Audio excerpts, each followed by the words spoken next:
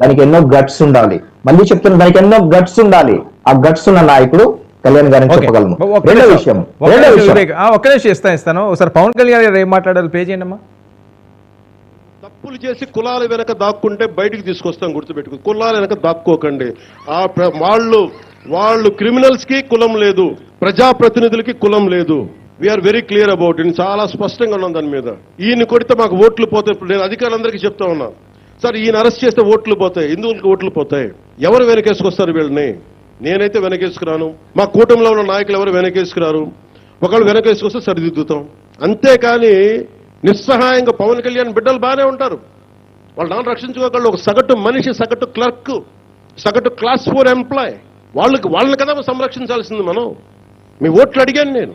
Tirumala direct నాకు సంబంధం లేకపోవచ్చు, కానీ నేను దాంట్లో భాగస్వామ్యం ప్రభుత్వంలో. మీరు నారా చంద్రబాబు గారు గెలవకపోయినా, నేను గెలవకపోయినా, 164 మంది ఎమ్మెల్యేలు గెలవకపోయినా టీటీడీ బోర్డు ఎక్కడి నుంచి వస్తుంది? చైర్మన్ ఎలా నియమితం అవుతాడు? ఆయన ఏ ఈఓ ఎలా నియమితవుతారు? ఈఓ ఎలా నియమితులు అవుతారు? మేము గెలిస్తేనే. మీరు అది ఎక్కడి నుంచి వచ్చింది? మా గెలుపు మీరిస్తే.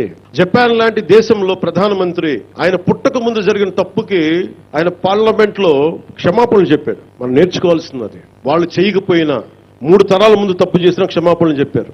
నేను ఈ రోజున అడుగుతుంది, టీటీడీ బోర్డు పాలక మండలి చైర్మన్ గారు కానీ, సభ్యులు కానీ, ఈఓ కానీ, ఏఈఓ కానీ, మీరు ప్రెస్ మీట్ పెట్టి క్షమాపణలు చెప్పండి.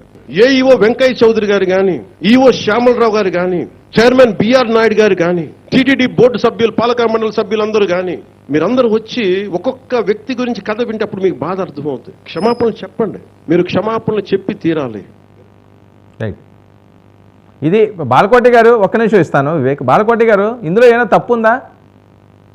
వర్మ గారు, నేను మీ ద్వారా అడుగుతున్న రాష్ట్ర ప్రజల్ని, మిమ్మల్ని కూడా అడుగుతున్నా. పవన్ కళ్యాణ్ గారు 2 మాటలు చెప్పారు.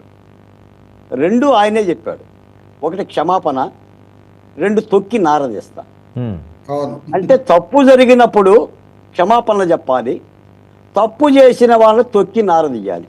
ఐ వాంట్ తొక్కి నారదీస్తా, నా క్షమాపణలు అక్కర్లా.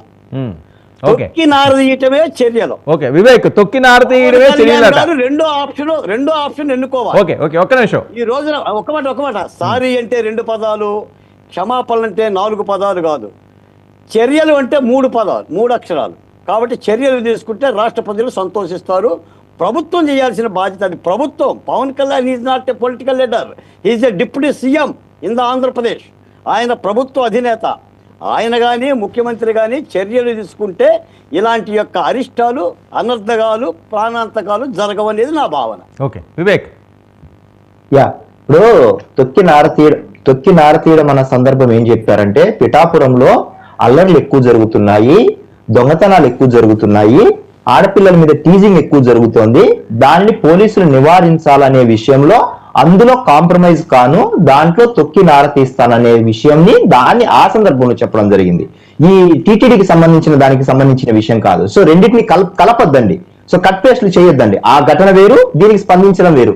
ఇది ఏంటంటే బాధ్యతతో కూడిన అంశం కాబట్టి, ప్రాణాలు పోయిన ఘటన కాబట్టి, తొక్కిసలాట ఘటన కాబట్టి దీన్ని ఈ కోణంలో చూసుకోవాలి. ఇది పోలీసుల బాధ్యత. టీటీడీ పాలక మండలి లేకపోతే తీసుకున్న నిర్ణయాల పట్ల అడ్మినిస్ట్రేషన్ వైడ్ జరుగుతున్న తప్పు గురించి క్షమాపణ కోరారు, అది వేరే కోణం. గంజాయి కేసులు, అల్లర్లు, టీజింగ్లు, దొంగతనాలు, చైన్ స్నాచింగ్, ఇవన్నీ వేరే సెక్షన్. దానికి తొక్కి నారతీస్తామనే ఘటన. సో 2 క్లబ్ చేయొద్దండి. రెండో పాయింట్ ఏంటంటే, ఇప్పుడు వైసీపీ ఇందాక ఆయన సార్ ఏమేమి మాట్లాడినారో 2-3 మాటల్లో చెప్తాను. ఇప్పుడు ప్రజాశక్తి పేపర్లో 50 మంది జనసేన వాళ్ళు చెప్పారు, రాశారని. ప్రజాశక్తి పేపరా లేకపోతే మీ విలువలు విశ్వసనీయ మీడియా కాదు. నిజాలు వచ్చే వరకు వెయిట్ చేయండి. మీకు విషయం చెప్పనా? ఇప్పుడు ఆగండి.